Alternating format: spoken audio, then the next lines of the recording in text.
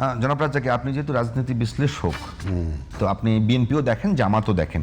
হঠাৎ করে এক বছরের মধ্যে, বা রিপন ভাই যেটি বলছিলেন যে 6 বছর আগে যাদেরকে 30-32টা সিট তাদেরকে দেওয়া হয়েছিল, তারা আবার সেগুলো ধানের শীষে নির্বাচন করেছে। ওই সময় তাদের মার্কাও ছিল না। তো সেই দলটি হঠাৎ করে এখন ক্ষমতায় যাওয়ার মতো একটা আলোড়ন তৈরি করছে, এবং সাথে যুক্ত হয়েছে যদি বলি যে ভার্চুয়াল যে ক্যাম্পেইন সামাজিক যোগাযোগ মাধ্যমে, সেখানে দেখা যাচ্ছে বিএনপিকেও ছাড়িয়ে যাচ্ছে।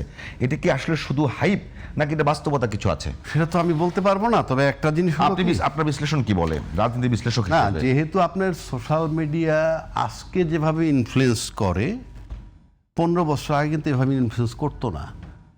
সোশ্যাল মিডিয়াটা আজকে যেভাবে আপনি ওটা আমি অ্যাকসেপ্ট করব কি রিজেক্ট করব সেটা অন্য জিনিস, কিন্তু সোশ্যাল মিডিয়ার যে গ্রহণযোগ্যতা, যেমন মানুষ টিভি দেখে না, মোবাইলে দেখে। মোবাইলে দিস নিউ ট্রেন্ড। হ্যাঁ, নিউ ট্রেন্ড।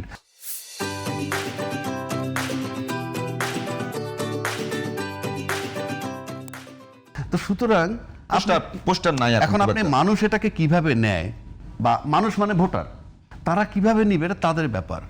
কিন্তু আমরা যে কথাটা বলতেছি সেটা কিন্তু অতীতের আলোকে। অতীতের আলোকে যদি বলি, কোনো ডাউট নাই যে বেগম খালেদা একজন আনকম্প্রোমাইজিং মহিলা ছিলেন। I respect her like anything. আমি বলছি, এর আগেও বলছি, এখনো বলছি। এটা নিয়ে কোনো কার্পণ্য নাই, কারণ আমি তার কাছে একবার ইফতার খাইছি। আমি জিয়া রহমান সাহেবের সাথে আমার জীবনে 2বার দেখা হয়েছে। ওই অ্যাট এ গ্ল্যান্স যা দেখছে তাতে অনেক কিছু বোঝা যায়, রিফ্লেক্ট হয়, ফার্স্ট ইমপ্রেশন, একটা ইমপ্রেশন হয়। আমি বলি, আমার কাছে সেই ইমপ্রেশন আর কোনো এখন বিএনপিতে নাই, আমার কাছে নাই।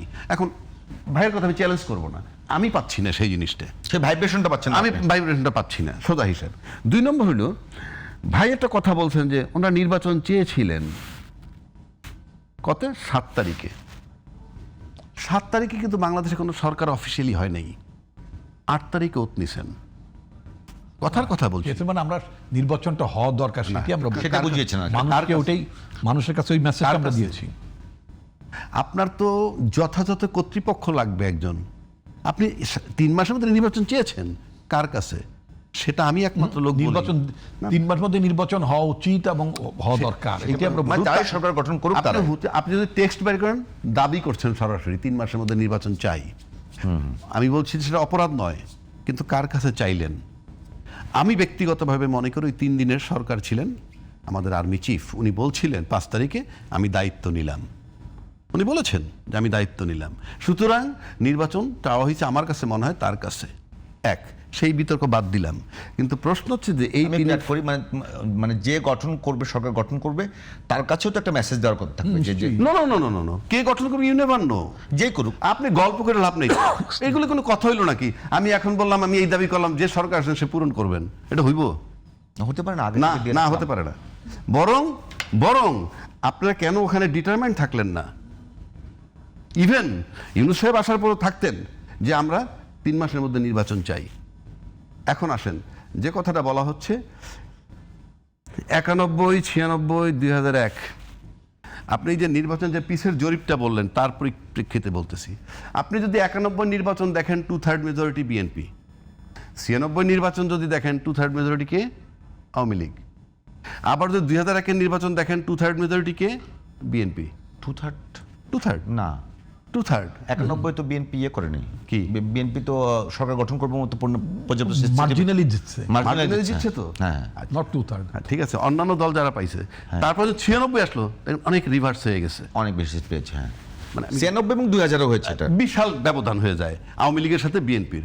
মানে আওয়ামী লীগ পায় 40টা, বিএনপি পায় 220, বিএনপি পায়, আওয়ামী লীগ পায় 220টা, বিএনপি পায় 60টা, ফর এক্সাম্পল। এই যে ব্যবধানটা হয় কিভাবে? আমি 220টা সিট পেয়ে এবার পাশ করলাম, পরের টার্মে আমি 60টা হয়ে যাব, মানে কিভাবে? আমার সিট কমতে পারে, হতে পারে না, শুধুমাত্র পার্সেন্টেজ কমলি সম্ভব না। ঠিক আছে, 60টা, 40টা সর্বভারতীয় দল ভারতে স্টিল, সর্বভারতীয় দল তো আরেকটা, কংগ্রেসের সিট হচ্ছে 67টা। ঠিক আছে, আমি এটা বলার সারা ভারতে, আমি এটা বলার পিছনে কারণটা হইলো যে জামাতের কথা বলা হচ্ছে, জামাত 16টা পাইছে, মানে সেই স্ট্রেংথে এখন আসছেন কেন, থাকতেছেন কেন? কেন বলছি আমি, তখনকার প্রেক্ষাপটগুলা আর আজকের প্রেক্ষাপট আসমান জমিন তফাত।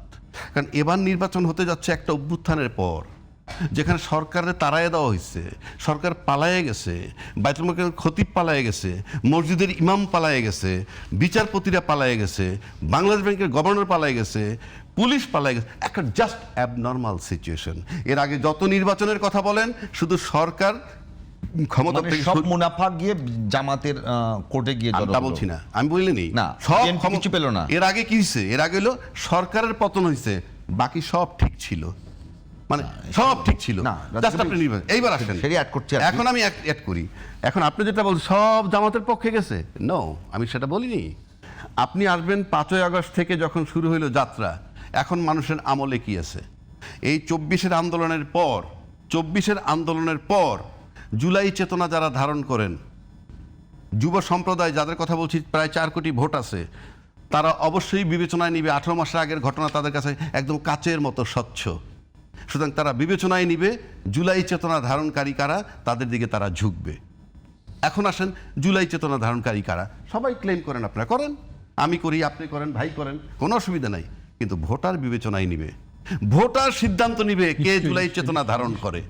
এবং এই যে জুলাই চেতনা যে ধারণ করে, এবং সেই কারণেই এত আশঙ্কা আসতেছে।